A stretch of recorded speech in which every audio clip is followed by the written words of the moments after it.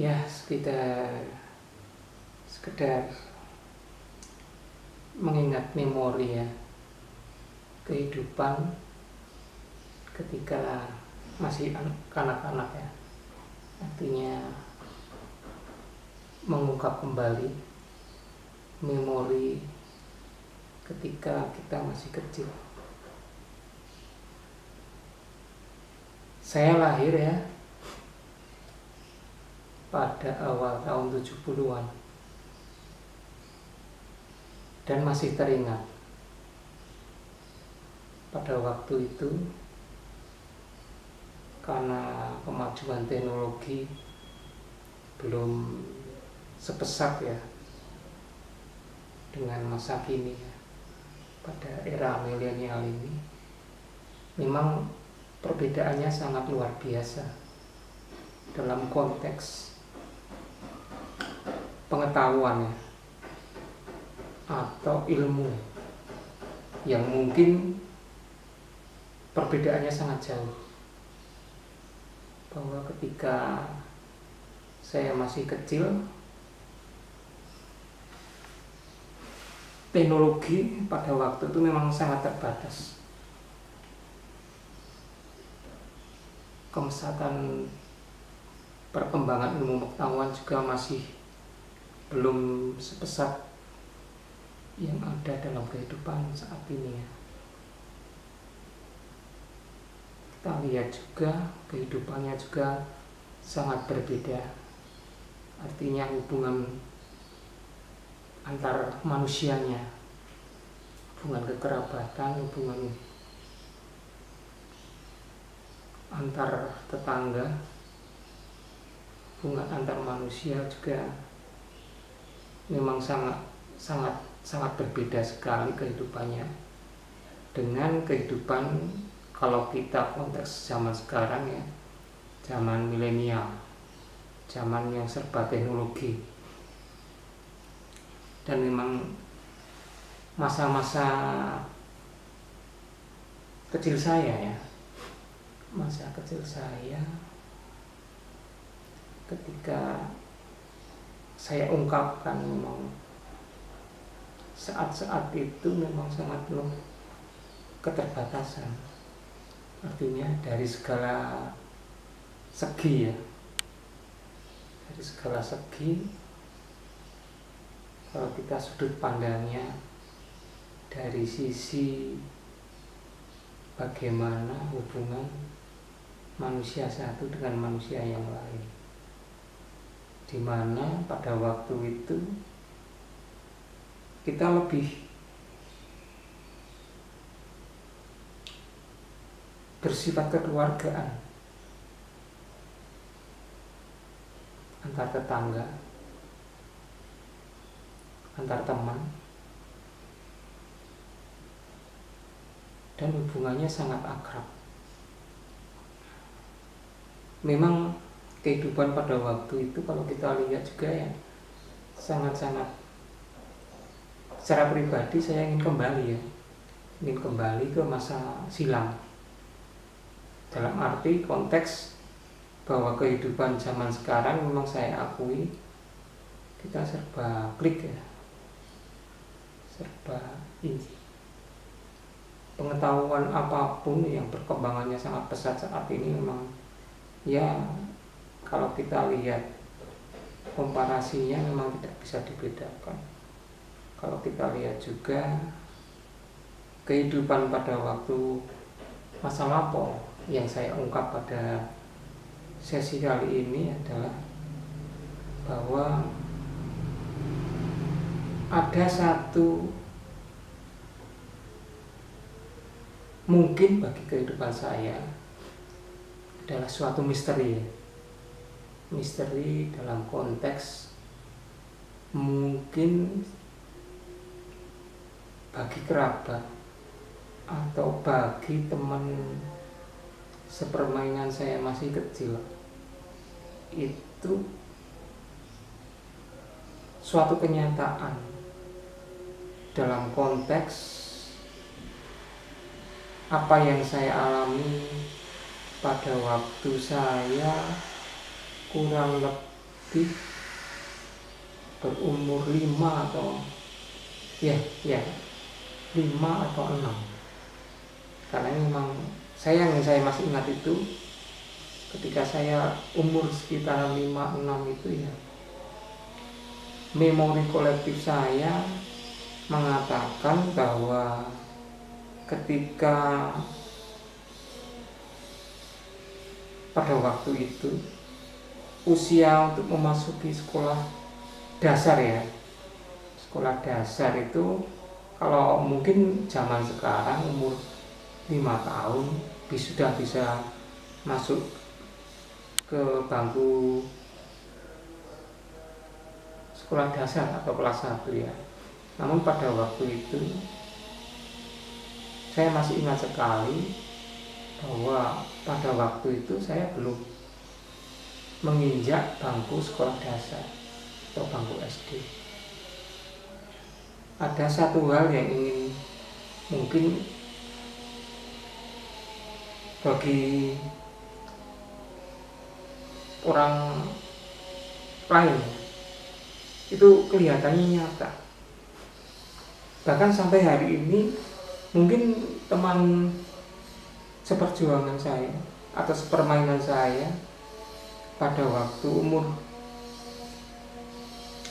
5 tahun atau 6 tahun lah, mungkin juga keluarga saya, mungkin almarhum bapak ibu saya, kerabat saya, orang yang saya anggap mbah, atau kakak dan adik saya, atau tetangga-tetangga saya yang saat ini mungkin masih hidup ya, mungkin masih percaya bahwa ketika saya berumur 5 tahun atau 6 tahun itu saya memiliki julukan ya, paraban, bahwa saya pada umur sekian pernah digondol wiwi atau digondol genderuwo.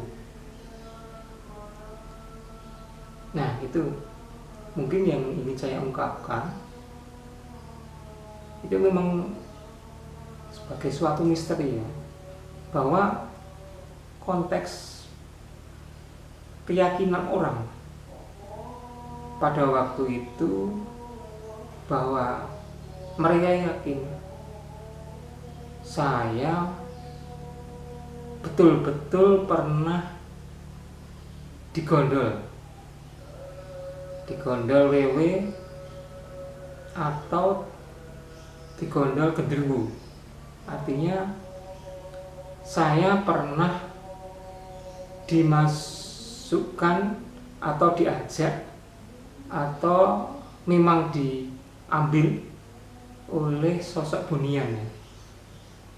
Bunian artinya oleh makhluk astral yang mungkin bagi orang-orang pada waktu itu sering disebut dengan wewe atau genderuwo.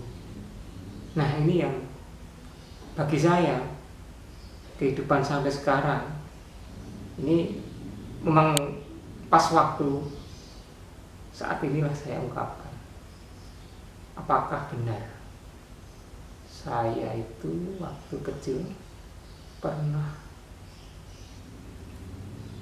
dibawa, atau istilah orang Jawa itu digondol wewe atau digondol atau dibawa oleh genderuwo. Nah sebetulnya kalau dari kacamata rasional saya pribadi, saya belum pernah mengungkapkan yang sebelumnya. Secara rasional memang saya tolak dalam konteks karena saya sebagai pelakunya. Namun demikian orang lain atau orang sekitar kehidupan saya waktu kecil itu masih menganggap bahwa saya itu pernah digondol wewe atau digondol gendruwo makhluk dunia itu, dan kepercayaan itu sampai mengakar ya, artinya tidak pernah hilang. Artinya memori mereka pada waktu itu memang kehidupan yang serba kekurangan dalam konteks, karena satu ya, pada waktu itu zaman saya masih kecil itu penerangan belum menggunakan listrik, masih pakai teplok atau sentir ya, atau kalau di tempat mbah saya, keluarga saya pada waktu itu menggunakan petroma, artinya masih menggunakan minyak tanah atau spiritus ya untuk menghidupkan petroma. Kemudian perkembangan yang lain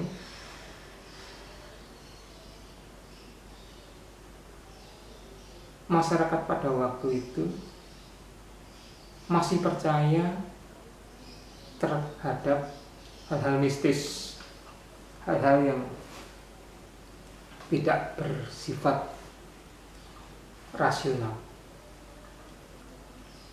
Seperti misalnya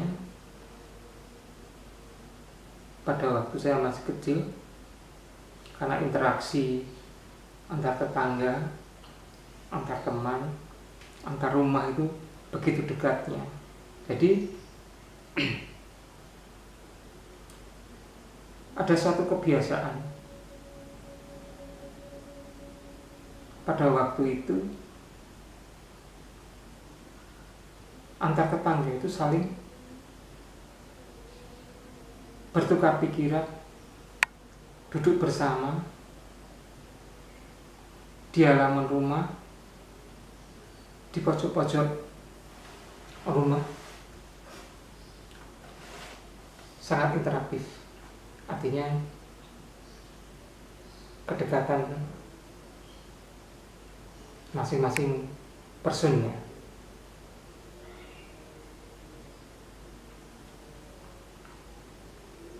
Demikian juga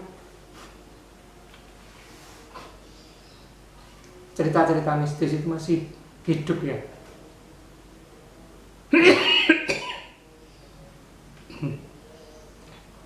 Di kalangan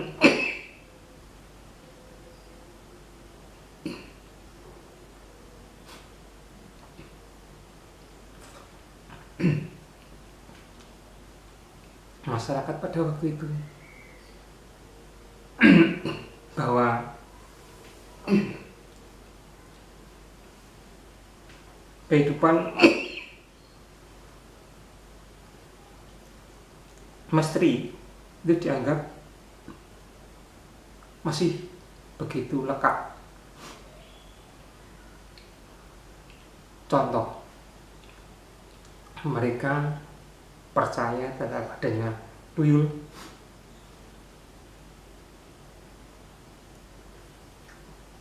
genderuwo,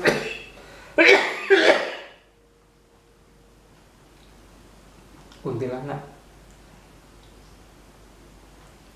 atau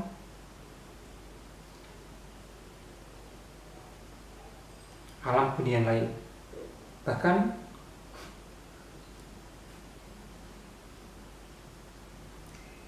kehidupan pada waktu itu masih kental dengan nuansa-nuansa mistis.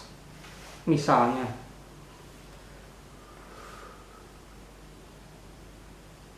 ada yang memiliki hajat sukitan,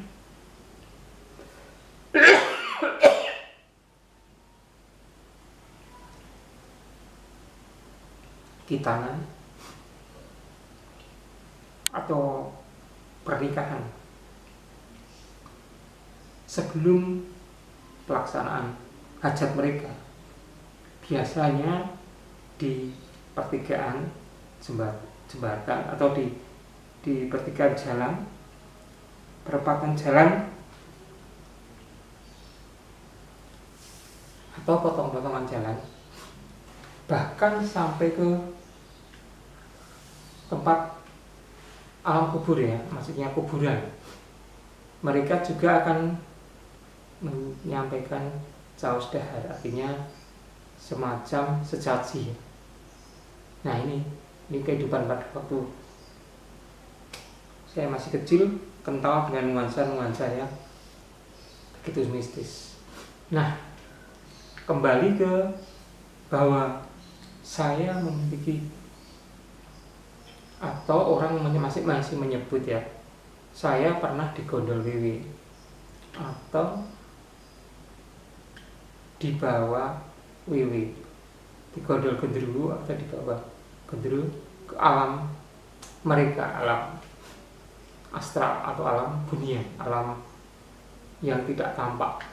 Nah, bagaimana sebenarnya yang terjadi di kehidupan saya pada waktu kecil?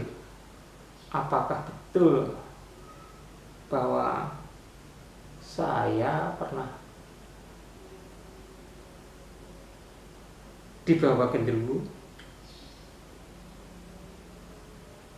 dibawa wiwi? Karena pada waktu masyarakat masih percaya bahwa alam astral, alam mistis itu ada dan bisa membawa kehidupan alam manusia dibawa ke alam mereka. Nah, sebetulnya julukan atau paraban yang pernah disematkan pada saya, menurut perjalanan hidup saya secara rasional itu tidak benar. Namun demikian, pada waktu itu ya memang saya tidak memiliki suatu kekuatan untuk membantah, suatu kekuatan atau upaya-upaya dari saya untuk menangkis anggapan bahwa saya pernah dibawa oleh alam lembut, oleh penghuni alam lembut, dibawa ke alam mereka. Nah, bagaimana ceritanya? Nah, ini yang perlu kan saya sampaikan pada sesi channel saya ini, kehidupan saya pada waktu itu. Apakah benar bahwa saya pernah dibawa ke alam lain, alam lembut, alam dunia maya? Dunia maya konteksnya pada waktu itu ya dunia astral. Kalau saya jawab secara rasional, saya tidak pernah. Karena saya percaya terhadap sesuatu yang kita ukur dari sisi empirik. Empirik maksudnya apa yang saya alami. Saya memang kondisi pada waktu itu ya, kondisi pada waktu saya masih kecil, umur 5-6 itu kan ada kecenderungan untuk mencontoh orang yang sudah dewasa dengan kehidupan yang katakanlah masih belum maju seperti kehidupan sekarang. Saya pada waktu masih kecil itu kurang lebih siang atau sore hari. Jadi karena waktu kecil dan melihat orang yang sudah dewasa ingin melakukan hal-hal yang sama, artinya mencontoh orang yang sudah dewasa. Nah, ketika siang atau sore tersebut, kan suasana pada waktu itu ya, kehidupan memang beda dengan zaman sekarang ya. Kehidupannya pada waktu itu tidak terbiasa dengan hal-hal yang berisik, artinya karena memang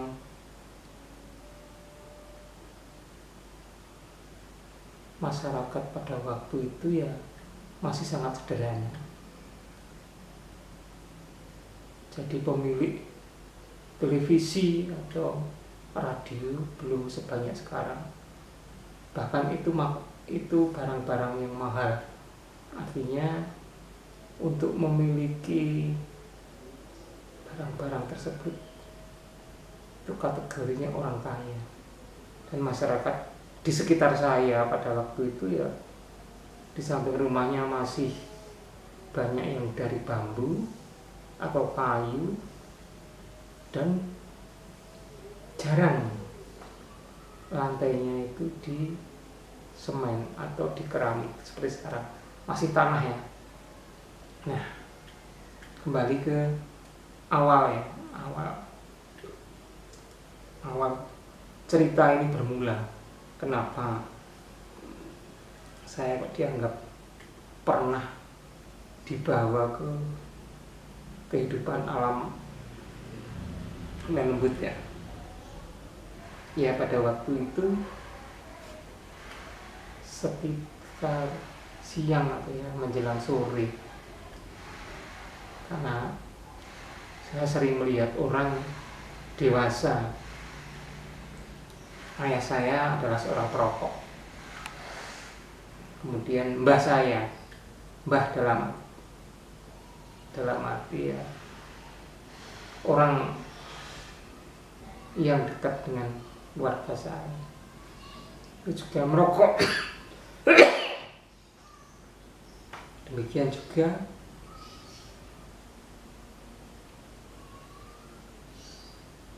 beberapa tetangga saya, mereka juga merokok. Kemudian timbul keinginan dari saya yang masih kecil pada waktu juga ingin merasakan bagaimana penikmatnya rokok itu. Nah, siang hari itu saya masih ingat dalam memori saya, biasanya orang merokok itu tidak dihabiskan, tidak dihabiskan keseluruhannya, ada sisanya. Ya, kalau orang Jawa menyebutnya dicecek atau disisakan. Nah, disisakan dalam asbak. Jadi rokok yang misalnya segini, nah ini sisanya yang paling sering diempak atau yang sering dihisap itu disisakan. Nah, di situ masih ada tembakau ya, ada tembakau. Pada waktu itu saya masih ingat di asbaknya simbah saya yang pada waktu itu berprofesi sebagai seorang penjahit ya, seorang penjahit, jahit sambil merokok. Nah, kemudian sisanya ini, cecekannya, sisa puntung rokok itu dimasukkan ke asbak. Nah, dari situ timbul keinginan saya untuk menikmati ya, bagaimana sih rasanya, nikmatnya orang merokok itu. Kemudian saya ngambil sisa puntung rokok itu. Nah, sisa puntung rokok itu saya ambil. Kemudian karena yang ada pada waktu itu ya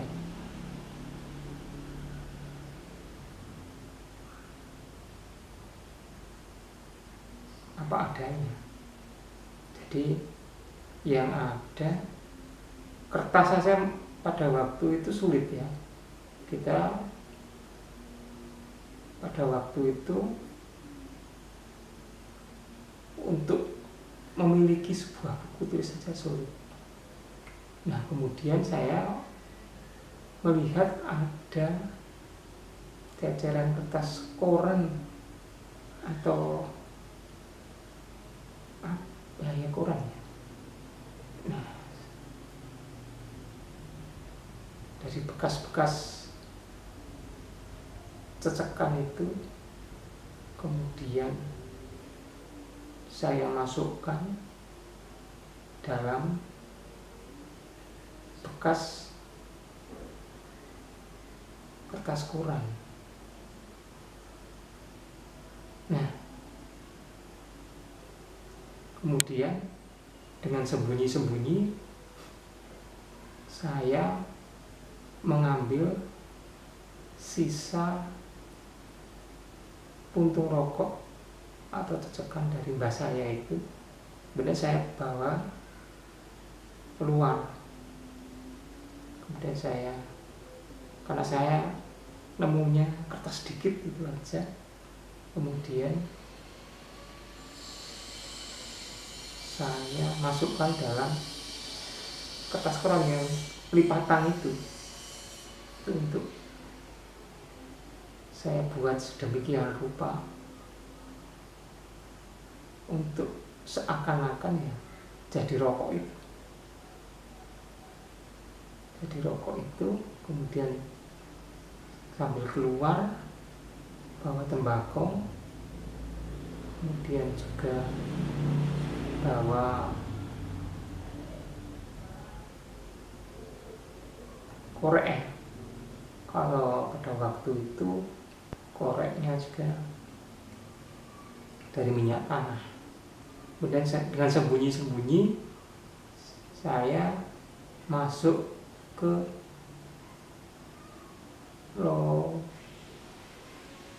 istilahnya apa ya, lompetan di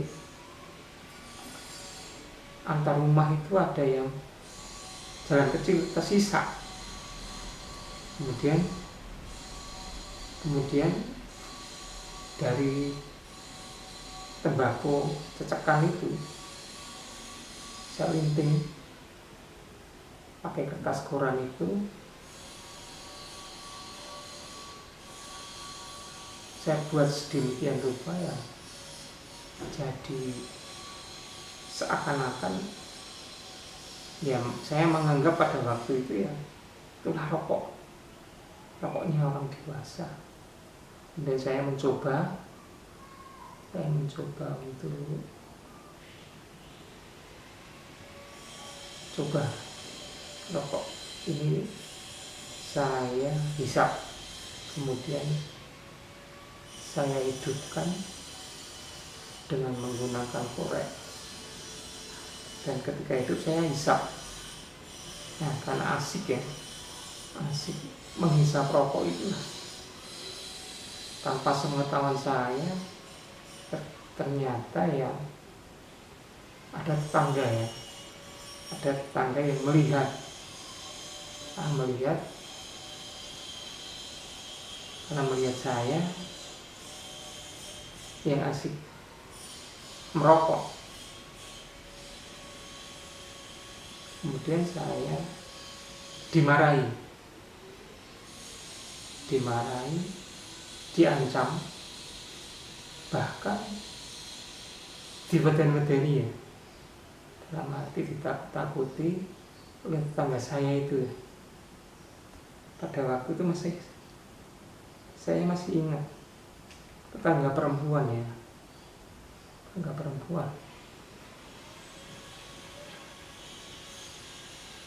Nah, kemudian tetangga saya itu bilang sama saya, tak kandhake bapakmu lho.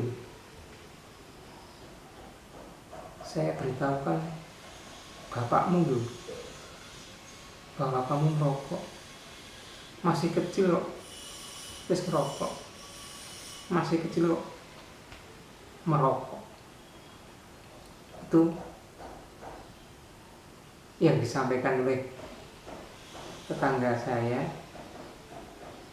Tapi ketika menyampaikan itu ya nadanya datar, tidak ada gertakan, tidak biasa. Bahkan saya masih ingat itu sambil pergi, mungkin karena hanya tetangga, tidak ada hubungan darah atau kekeluargaan, mungkin ya sebatas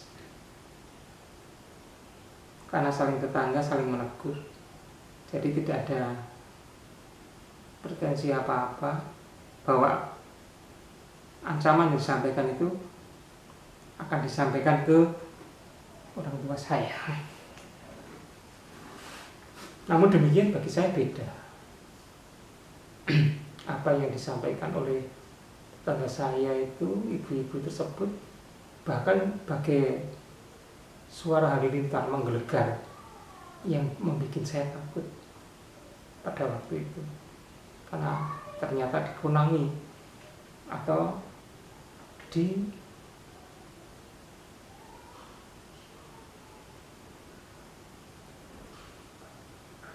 kalau orang Jawa itu dikunangi ya, artinya ada orang yang melihat pas saya asik merokok tersebut, dan saya takut terhadap apa yang disampaikan bahwa nantinya tetangga itu benar-benar akan menyampaikan kepada orang tua saya. Saya pada waktu itu benar-benar kalut, takut dimarahi oleh orang tua, oleh saya, terutama oleh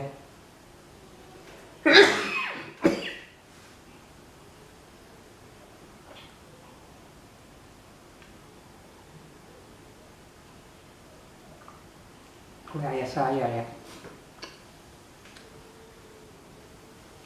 Saya takutnya sangat luar biasa, karena pada waktu itu memang kedekatan kita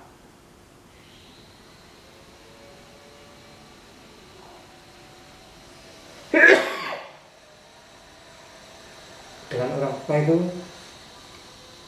sangat dekat. Nah itu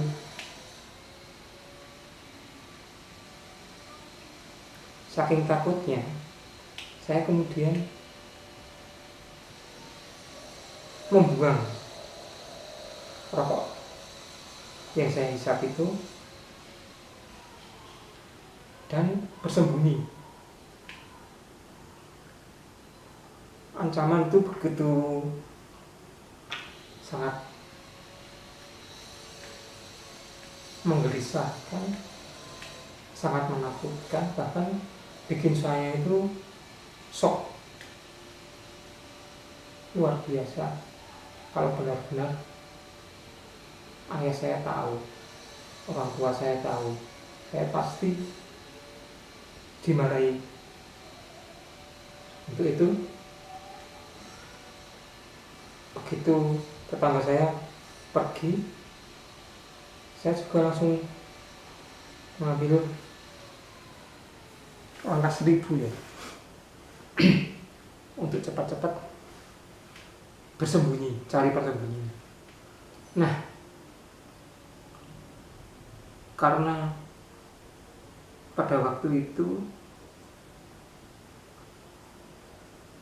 rumah orang tua saya dengan mbah saya yang berprofesi sebagai seorang penjahit saling berhimpitan, dempetan, bahkan jadi satu ya, hanya dipisah oleh sekap. Kemudian saya mau pulang ke rumah, saya takutnya luar biasa. Kemudian saya mengambil kesimpulan pada waktu itu segera pergi ke rumah mbah saya. Pada waktu itu mbah saya sedang asik mengukur baju ya, karena profesinya sebagai seorang penjahit. Kemudian saya mengambil inisiatif Dendra ketemu, biar tidak ditemukan oleh bapak saya makanya mengambil langkah untuk bersembunyi di kamar mbah saya.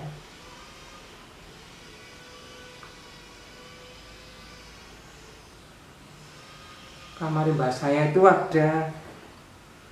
hanya ada 2 barang ya. Satu tempat tidur, kemudian satunya meja. Nah, meja ini kan biasa dipakai oleh mbah saya, karena pada waktu itu ya masih ramai atau gencar-gencarnya dengan apa yang disebut buntut atau nalu ya. Artinya meja itu dipakai oleh mbah saya untuk merumus buntut atau nomor atau perjudian, angka judi. Nah, saya kemudian lari di bawah meja itu. Di bawah meja dalam kamar mbah saya, Mbah Hadi ya namanya, kamarnya Mbah Hadi. Nah, kemudian saya pada waktu itu masih ingat, sudah sore menjelang maghrib. Kemudian saya bersembunyi di bawah persis meja. Jadi saya bisa memantau aktivitas mbah saya ketika masuk kamar, keluar kamar, saya langsung bisa memantau. Di mobilitas keluar masuknya saya bisa melihat Mbah Kakung, Mbah Hadi Kakung, Mbah Hadi yang laki-laki maupun Mbah Hadi yang putri, Mbah Putri, Mbah yang perempuan. Kemudian ketika menjelang maghrib itulah orang tua saya mencari saya keberadaannya, karena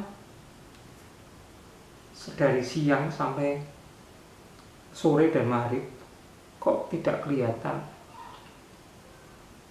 dan belum makan.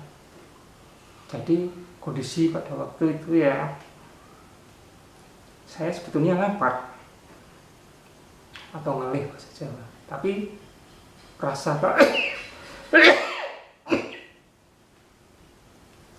takut itulah yang membuat saya jadi kuat bertahan untuk tidak makan. Nah,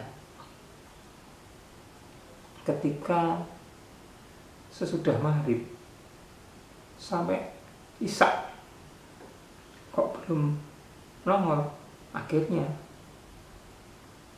ayah saya lapor ke mbah saya, Mbah Hadi Kakung dan Mbah Hadi Putri.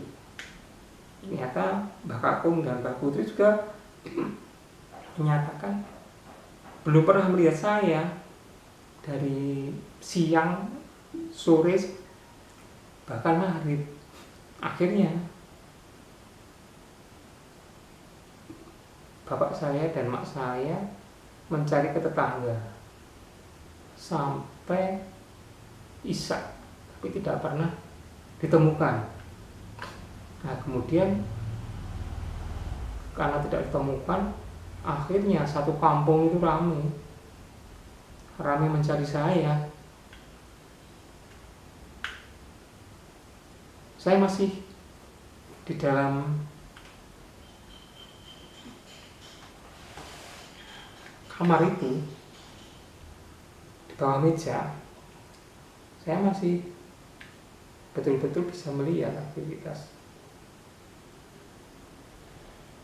karena suaranya masih terdengar di seputar rumah mbah saya. Pada rumah saya itu akhirnya banyak orang menggerombol mencari. Nah, keberadaan saya bahkan sampai ke kampung-kampung tetangga. Akhirnya dari inisiatif ketua kampung pada waktu itu ya, larinya itu ke alam bunian, alam astral, alam lembut. Karena sampai hampir jam 8 atau 9 kok belum ditemukan. Sudah mencari ke mana-mana, seluruh kampung diubek-ubek, seluruh kampung dicari.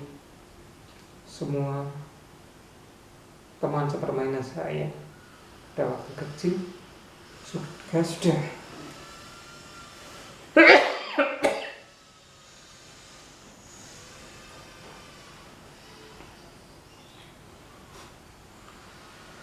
ditanyai ya, apakah mereka melihat saya atau tidak. Demikian juga sampai ke kampung-kampung tetangga.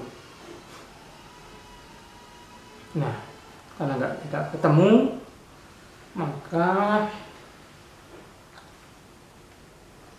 ketua kampung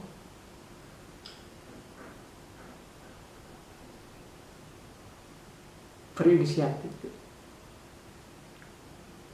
memakai metode lama, metode untuk mencari orang hilang, bahwa mereka berkesimpulan bahwa saya pasti diumpet WW atau genderuwo. Ketua kampung pada waktu itu menyimpulkan bahwa saya disembunyikan oleh makhluk lelembut yang mereka kenal sebagai WW atau genderuwo.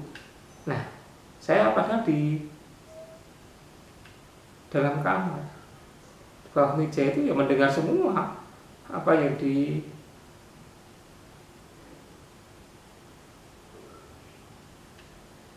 disampaikan oleh tetangga-tetangga saya. Saya masih bisa mengingat memorinya. Mereka saling melaporkan pencarian mereka ke teman saya, teman sepermainan, tetangga atau kampung itu dilaporkan oleh yang mencari, dan bahwa mereka tidak menemukan. Itu saya di dalam kamar mbah saya, di bawah meja dalam kamar mbah saya itu, saya betul-betul bisa mendengar, bisa melihat aktivitas mereka. Karena saya di samping mendengar juga melihat, mengintip ya, karena memang pada waktu itu kamar itu belum berbentuk bata, maksudnya masih dari kayu atau bambu, sehingga kita masih bisa melihat apa kejadian apa yang ada di luar sana. Saya juga masih lihat, hanya memang tidak seterang ya kan, karena memang tidak ada listrik pada waktu itu. Penerangan masih ada yang menggunakan sendir, keplok, di rumah bahkan obor atau oncor. Jadi di luar itu kondisi ya gelap.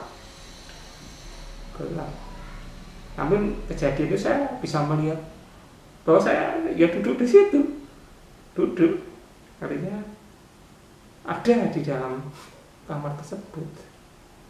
Saya tidak di istilahnya dibawa atau diumpet atau di gondol atau dibawa oleh apa yang disebut dengan genderuwo atau WW. Saya tidak, saya masih clear dan clean bahwa saya masih berjalan dengan normal. Artinya saya itu melihat kejadian di luar itu seperti apa. Kejadian di luar itu apa yang dibicarakan orang tentang saya itu masih ingat, betul-betul masih ingat apa saja terjadi.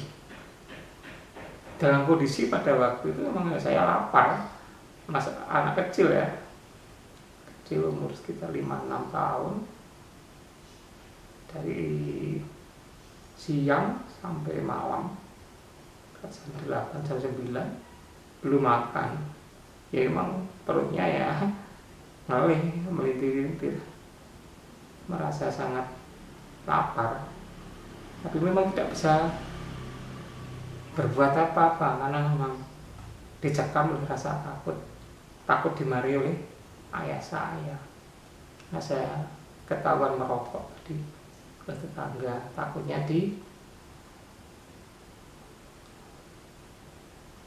disampaikan oleh tetangga saya kepada ayah saya, sehingga saya takut kalau betul-betul nanti saya dimarahi oleh orang tua saya. Nah, kemudian saya juga masih ingat tetangga saya itu ikut nyari, tapi ternyata tetangga saya yang menemukan saya merokok itu tidak pernah ngomong bahwa tadi dia melihat itu merokok, tidak. Ya hanya tadi siap ketemu, tadi saya lihat di sini, tapi tidak pernah membahas bahwa saya ketemu oleh merokok. Ternyata ya tetangga saya itu hanya mengancam sebatas ancaman orang dewasa ya, ancaman untuk mendidik bahwa masih kecil dalam merokok gitu aja ya. Intinya rasa kasih sayang sebetulnya, rasa iman ya, masih kecil kok merokok. Ya itu sebetulnya tetangga ibu itu tadi yang melihat saya merokok tadi tidak pernah menyampaikan masyarakat bahwa saya tadi ada di sini rokok. Tidak. Ternyata saya ketika masih dewasa saat ini atau setelah bertahun-tahun waktu itu hanya sebuah rasa kasih sayang ya, seorang tetangga melihat kita kok merokok. Ketika bahasanya juga ingin mendidik kita. Nah, akhirnya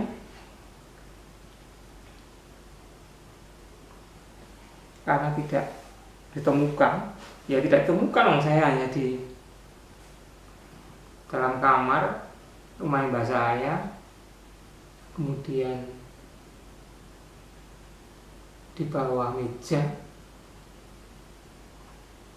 Bahkan mereka tidak pernah masuk melihat itu. Mbah saya juga tidak punya ide. Saya coba tak melihat kamar, tak melihat longgangan atau di bawah kasur atau di bawah dipan, apakah dia tidak. Itu juga mbah saya, bapak saya juga tidak pernah terlintas. Dan saya yakin kalau mbah saya, bapak saya, orang tua saya masuk kamar dan melihat di bawah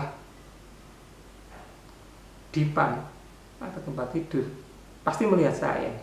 karena saya ada di meja betul-betul di pojokan itu.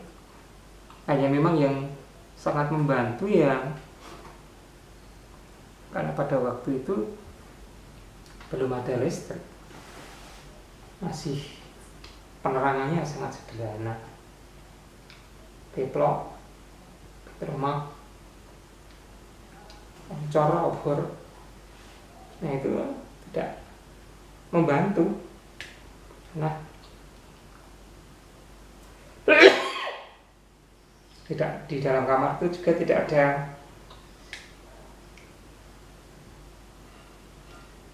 penerangan ya. Di kamar mbak saya itu hanya tembok kecil, penjaga ini orang kebakaran. Nah, akhirnya tetua masyarakat sekitar situ mengambil inisiatif bahwa ini saya digondol wiwit, diumpetke genderuwo, disembunyikan makhluk halus yang bernama genderuwo atau wiwit. Nah itu, akhirnya mereka sepakat untuk menggunakan cara-cara tradisional. Akhirnya mereka, tetangga-tetangga saya, tetangga-tetangga serumah itu menabuh bebunyian apa saja yang bisa ditabuh agar saya dilepaskan dari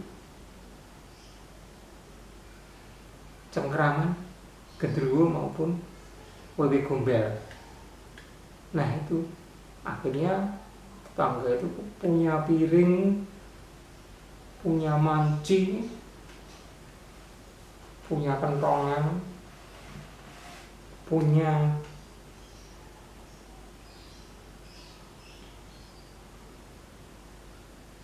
lesung, bunyikan semua. Jadi satu kampung itu akhirnya ya saling membunyikan. Bunyinya juga keras. Tek tek tek tek tek, tang tang tang tang, tok tek tok tek tok tek, tang tang tang tang tang, tok tek tok tek tok tek, sambil bawa obor. Bahkan mereka sambil berteriak-teriak menyuruh genderuwo atau wewe itu ya agar melepaskan saya dari cengkeramannya, dari makhluk dunia. Saya akan dilepas. Bahkan tindakan dari tetangga-tetangga saya itu ya banyak yang mencari saya di pohon-pohon tinggi. Ada pring, ada beringin, pohon beringin, pohon bambu, pohon nangka, pohon mangga. Itu mereka melihat itu semua, dicari di pohon-pohon yang tinggi. Karena menurut cerita alam lembut genderuwo wewe itu menyembunyikan ya nantinya saya pasti di ketinggian pohon-pohon tersebut. Nah pasti, nah itulah sampai malam itu ya, sampai jam tengah malam ya. Tapi saya tidak tahu jamnya pada waktu itu. Nah jelas sampai tengah malam. Saya masih ingat itu lama sekali. Orang memukul, menabuh bebunyian apa saja, pring, kentongan, piring, wajan, gelas,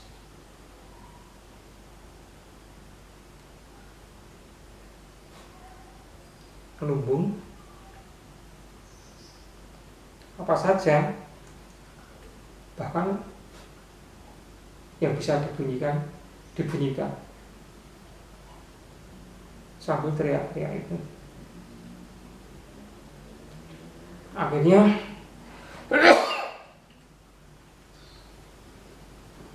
sampai tengah malam itu.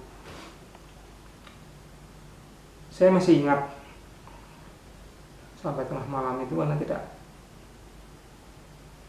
saya tidak kelihatan mereka menghentikan aktivitasnya, tapi masih mencari. Nah, disitulah lama-kelamaan saya juga bersembunyi karena belum makan minum. Akhirnya ya anak kecil ya, lapar, rasa lapar, rasa haus itu akhirnya menghinggapi saya, karena saya ya sudah tidak ada. Lama-kelamaan itu rasa takut terhadap bapak saya hilang. Tadinya begitu kuat mencekram, saya takut terhadap dimarahi oleh ayah saya. Saya akhirnya karena rasa lapar,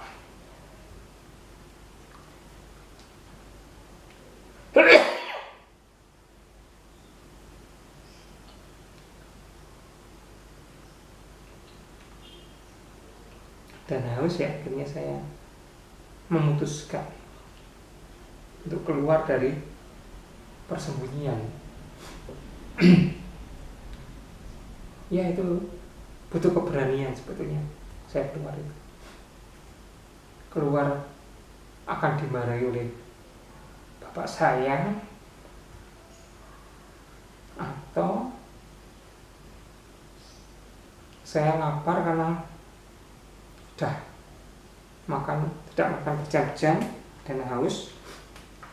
Akhirnya panggilan alam ya, seorang anak kecil ya, lapar dan haus pasti ya tidak bisa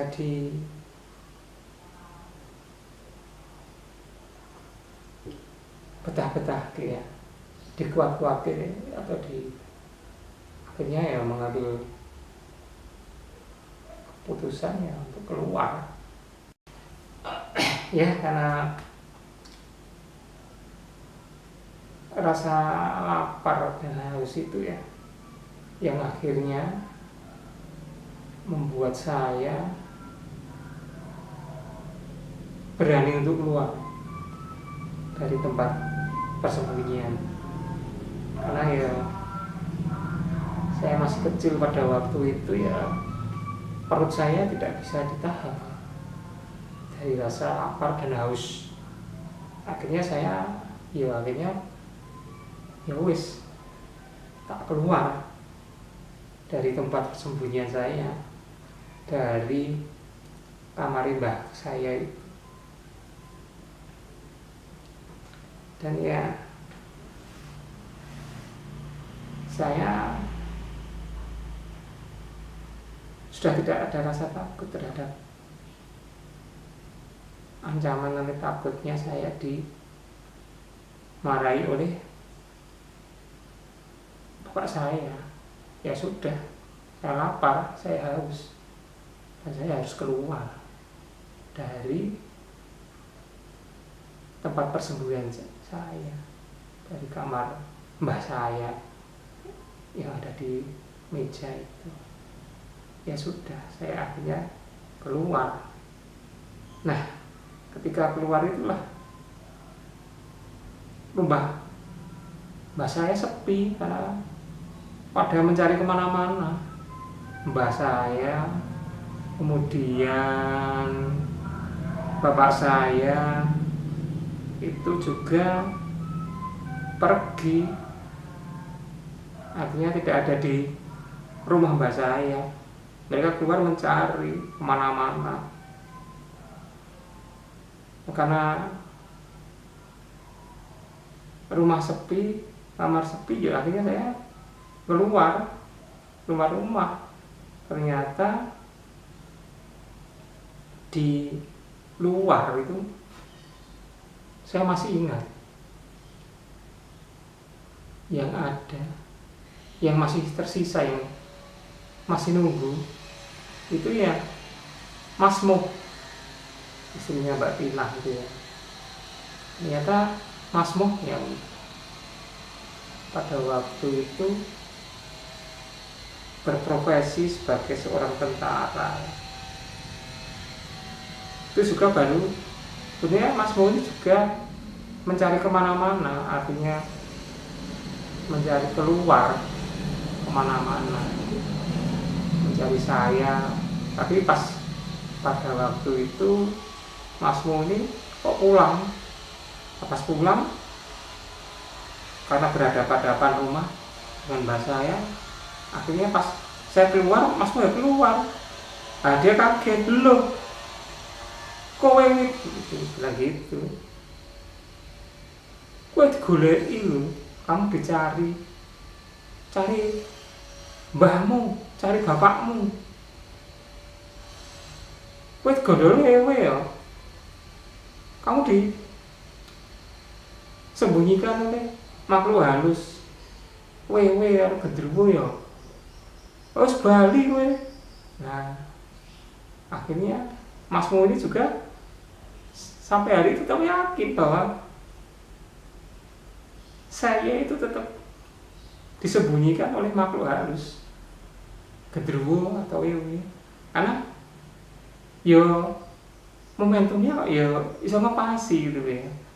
Saya ngepasi gimana ya, gabruk saya pas keluar rumah, langsung itu keluar, jadi seakan-akan ya saya dikembalikan oleh gendruwo atau wewe itu pas sepi,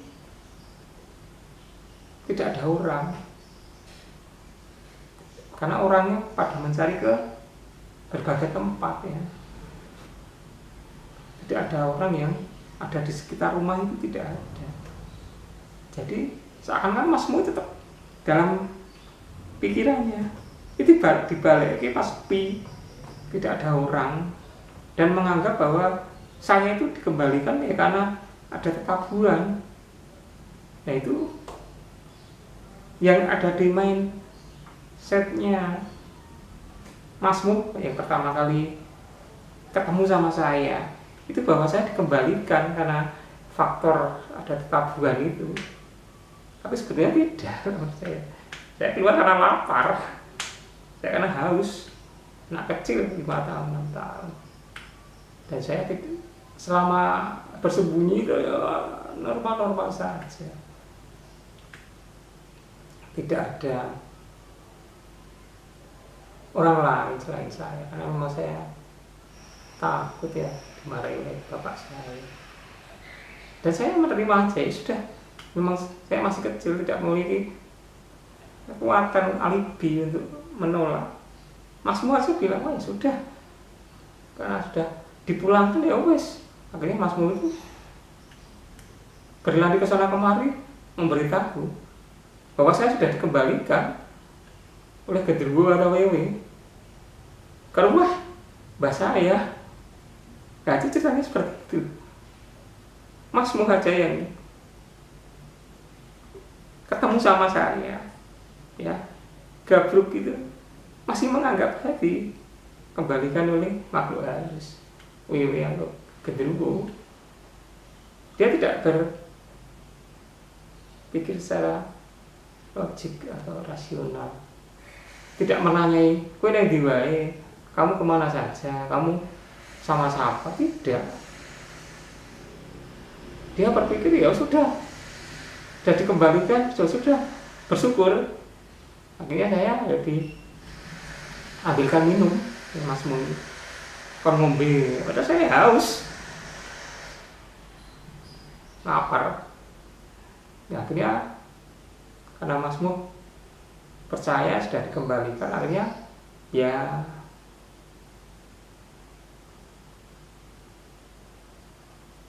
mengambil langkah untuk menyampaikan, mencari bapak dan mbak saya bahwa saya sudah dikembalikan menurut mereka ke alam dunia dari alam lembut. Ya, itu kepercayaan, saya tidak menyalahkan ya.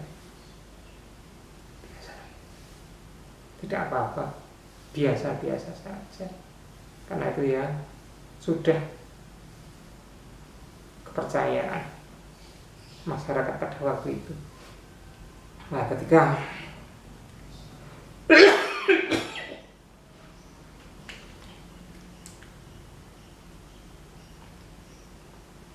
orang-orang sudah kumpul ya, tidak bersyukur bahwa saya sudah dikembalikan ke alam nyata. Mereka tidak berpikir logik, rasional. Bahkan bapak saya terharu.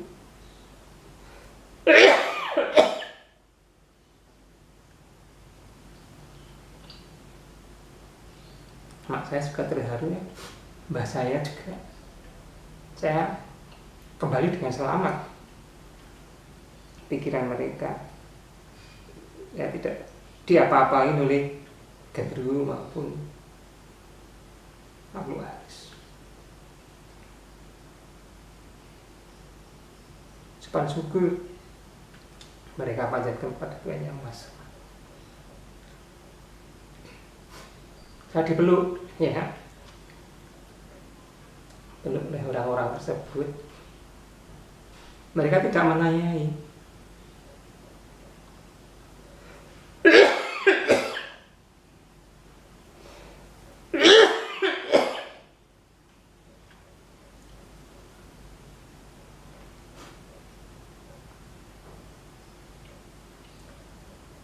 Mereka tidak menanyai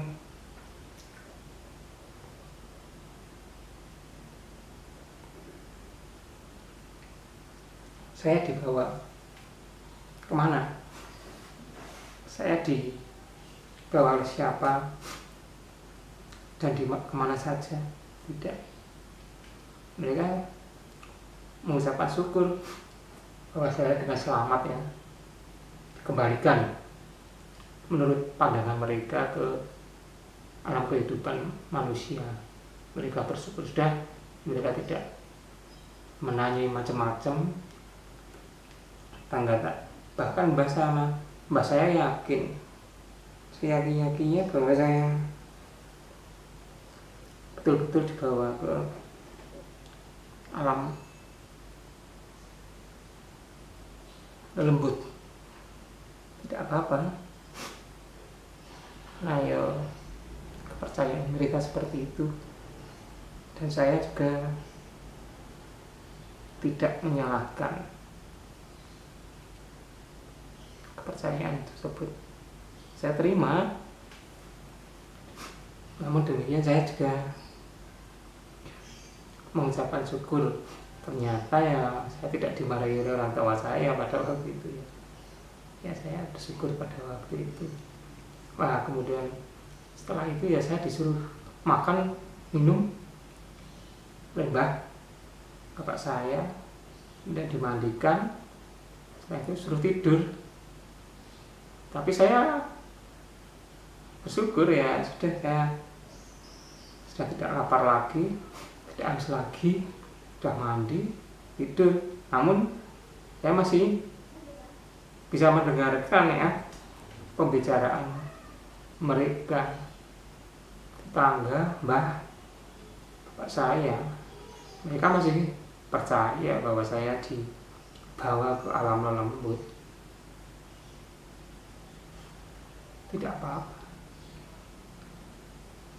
Bahkan hingga hari ini ya, ketika saya melakukan satu bentuk autobiografi saya di channel saya ini ya, baru saya ungkapkan ya, tidak apa-apa memori kolektif mereka terhadap dunia bunian, dunia alam astral, dunia alam antah berantah, dunia lembut, biarkan aja, nggak masalah.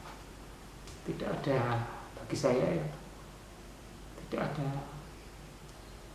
urgensinya kan, kalau kita menolak atau katakanlah memberikan satu bentuk pencerahan. Ya memang pada waktu itu memang ya kehidupannya sudah tersetting ya, karena tingkat kemajuan. Nah kemudian ketika pagi harinya, belum sampai pagi hari, bahkan pada hari itu juga keluarga saya, mbah maupun bapak saya, membuatkan semacam bubur ya, bubur abang putih.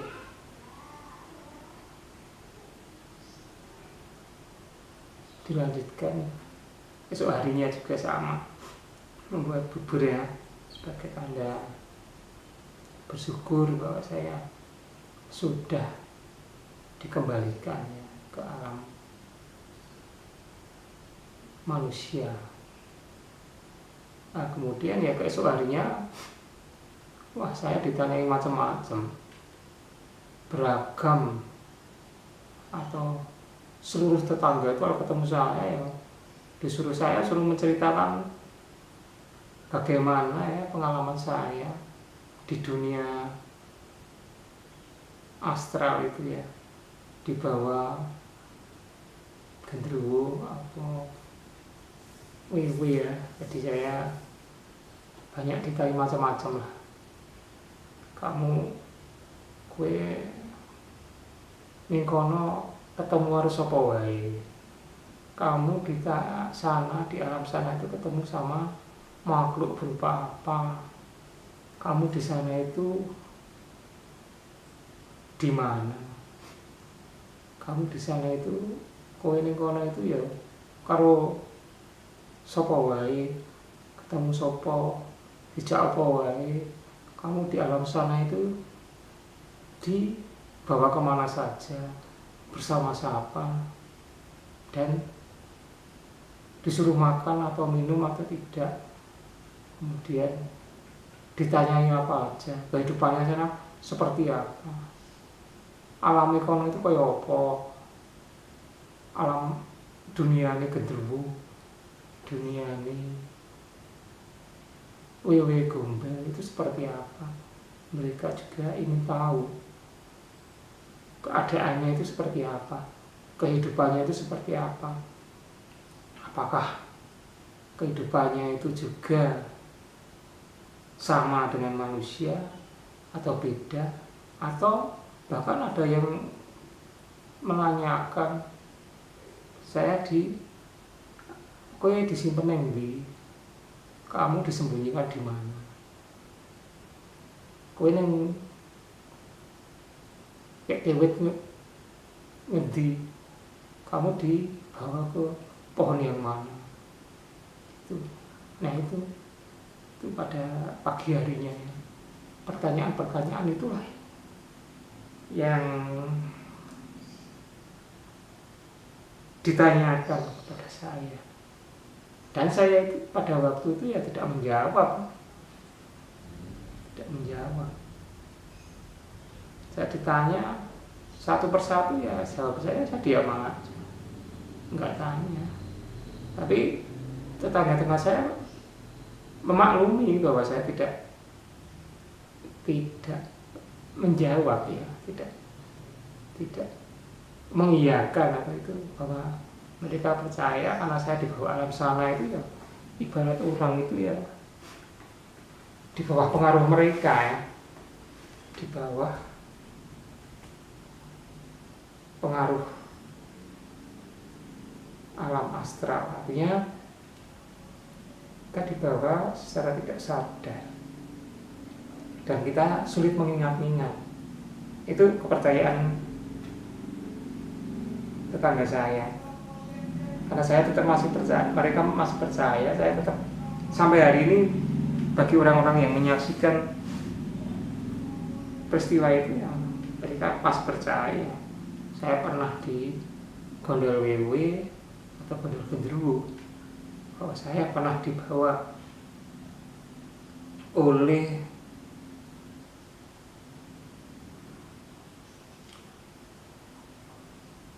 genderuwo atau gondol wewe di alam kasunyatan. Nah itu yang saya juga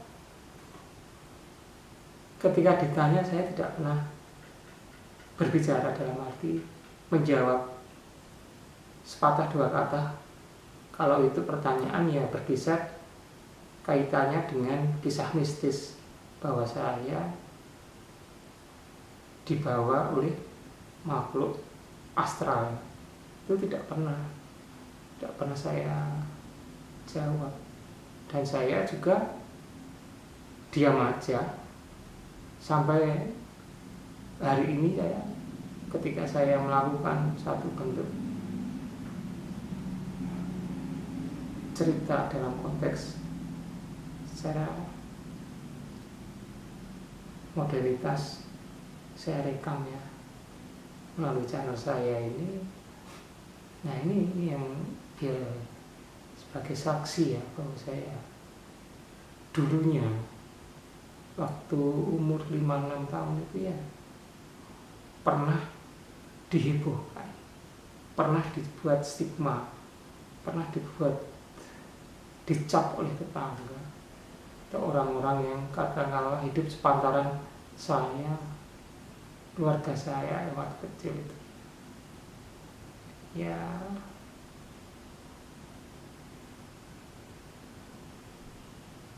saya dianggap pernah di gondol wewe, gondol genderuwo. Padahal kalau kita lihat dari bentuk kampung saya, tempat tinggal mbah saya, bapak saya itu padat. Jadi ya di tengah perkampungan orang gitu, Magelang, tingkat kepadatannya sangat tinggi ya. Sudah tidak ada jarak antar rumah, artinya ya saling berdempetan, saling antar tetangga itu ya berhadapan-hadapan. Namun demikian ya tingkat kepercayaannya ya masih sama dengan alam pedesaan. Mereka masih percaya terhadap hal yang takhayul, irasional, tapi nggak masalah. Ya, satu hari setelah itu ya saya masih sebagai bentuk rasa syukur ya, orang tua saya di samping membuat bubur bawang putih juga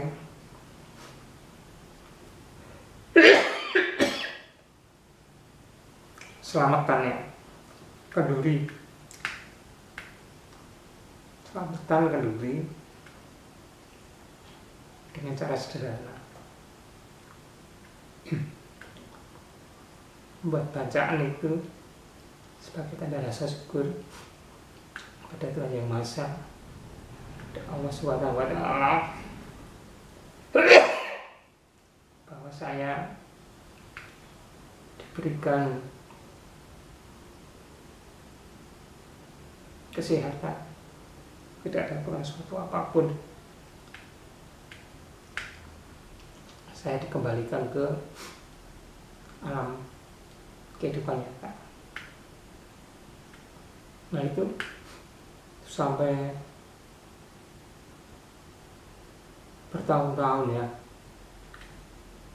bertahun-tahun saya masih diberi stigma itu. Bahkan ketika saya masih dewasa, sudah sekolah SD, SMP, SMA, bahkan kuliah, tetangga-tetangga yang pada waktu itu ikut mencari ya, ikut menyaksikan bahwa saya tidak ada di rumah mbak saya, tidak ada di rumah bapak saya, dan menyatakan saya di gondol wewe, gondol genderuwo. Itu ketika ketemu ya masih cerita seperti reuni itu ya, seperti reuni menceritakan bahwa saya pernah digondol wewe ya, pada waktu kecil saya digondol genderuwo. Nah, seperti itu sering diungkapkan, utamanya ketika lebaran, saling sungkem, saling bertemu. Nah, ini sering dilonggarkan. Loh, wit iki wiwit iki sing biyen wis tau digondol wiwit, wis tau digondol genderuwo. Kapan itu muncul?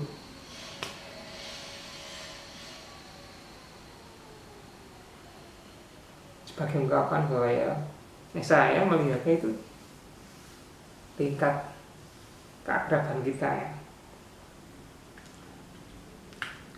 tingkat mereka memiliki, kalau kita saudara, mereka memiliki memori bahwa kita bertetangga, yaitu kadang-kadang yang dilontarkan, dikeluarkan,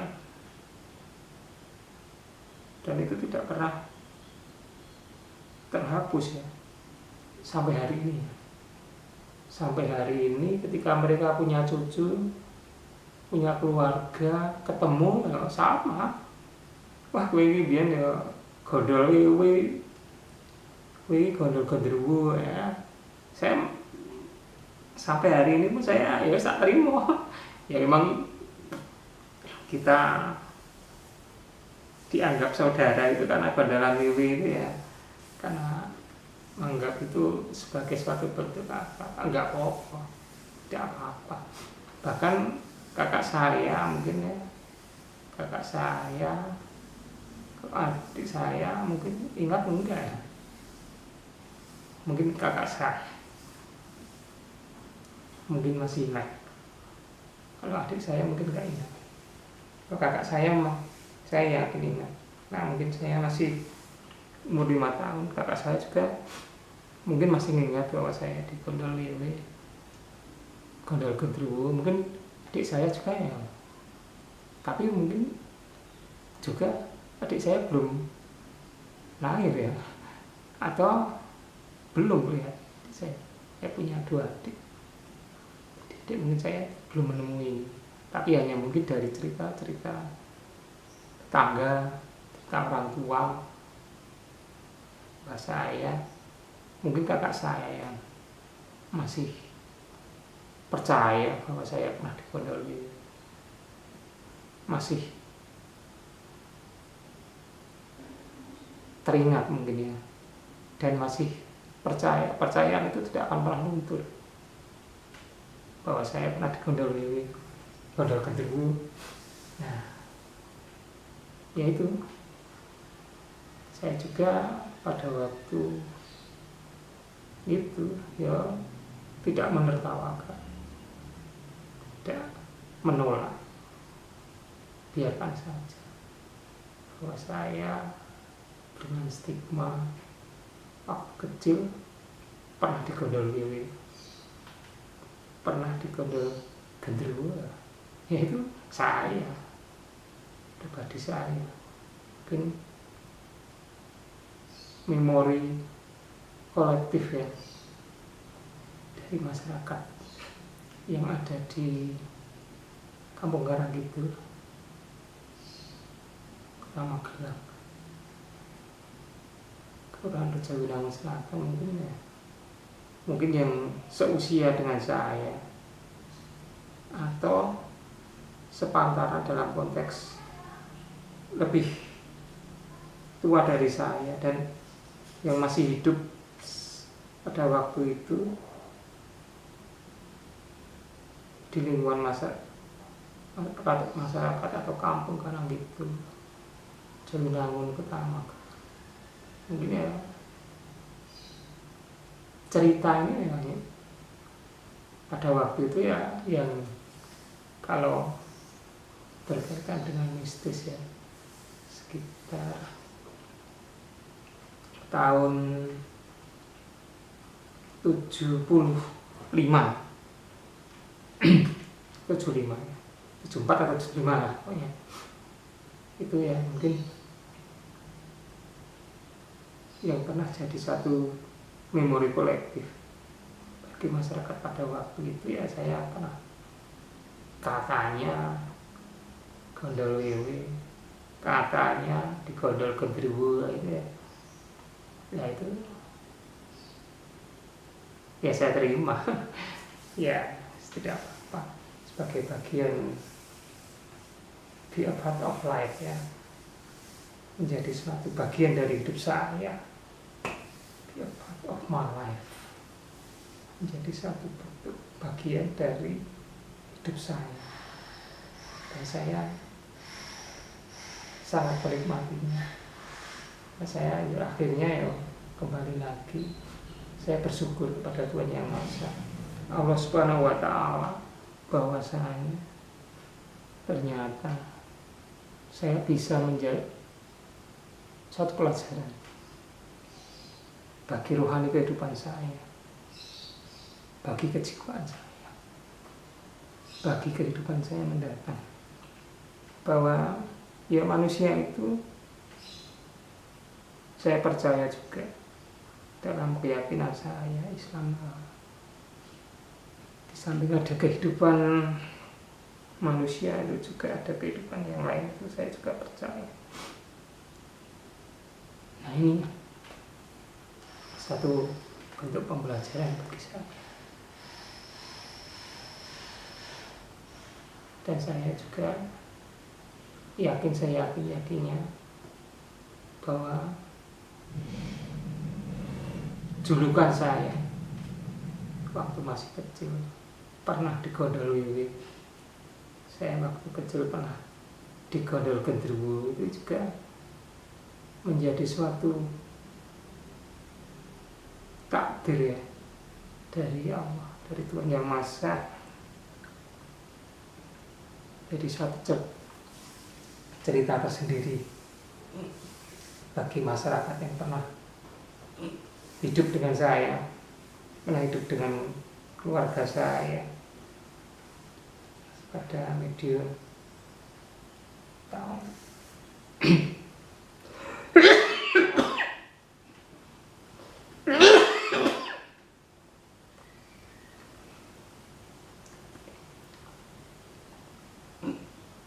pada tahunnya 74 ya,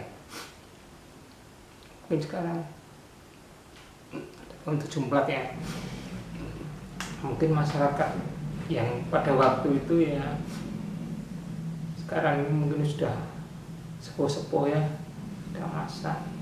Saya sendiri juga sudah merasa puas, dan itu saya yakin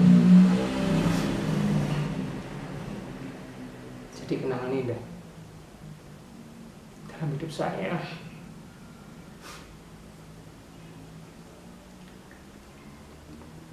dan yang tidak bisa dilupakan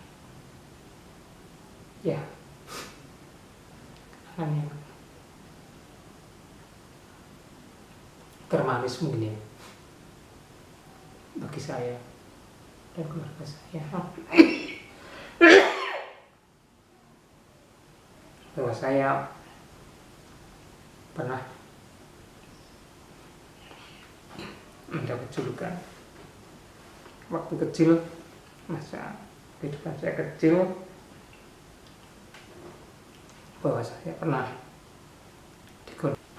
mendapat julukan waktu kecil, masa kehidupan saya kecil, bahwa saya pernah digondol wiwi atau pernah digondol gendruwo.